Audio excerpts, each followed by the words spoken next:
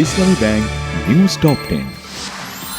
গুম হত্যা মামলায় 15 সেনা কর্মকর্তাকে গ্রেপ্তার দেখিয়ে কারাগারে পাঠানোর নির্দেশ আন্তর্জাতিক অপরাধ ট্রাইব্যুনালের।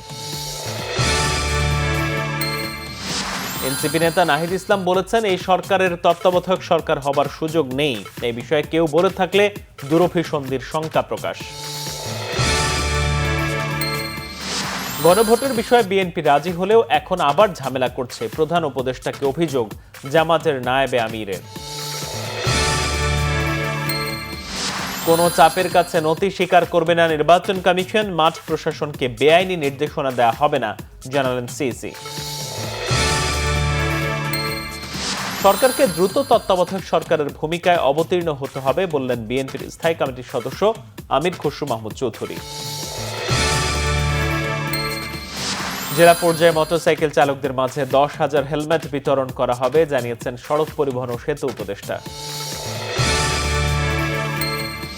পটুয়াখালীর জুলাই শহীদের কন্যা লামিয়া ধর্ষণ ও হত্যা মামলায় 2 আসামির 13 বছর ও একজনের 10 বছরের কারাদণ্ড হয়েছে। দিনাজপুরের 525 মেগাওয়াট ক্ষমতা সম্পন্ন কয়লা ভিত্তিক বড় পুকুরিয়া তাপ বিদ্যুৎ কেন্দ্রের 3টি ইউনিটেই উৎপাদন পুরোপুরি বন্ধ হয়ে গেছে। ফিলিস্তিনের পশ্চিম তীর অধিগ্রহণের আরেকটি প্রস্তাব ইসরায়েলের পার্লামেন্টে পাশ। যুক্তরাষ্ট্রের আপত্তিতে সমর্থন দেননি প্রধানমন্ত্রী নেতানিয়াহু।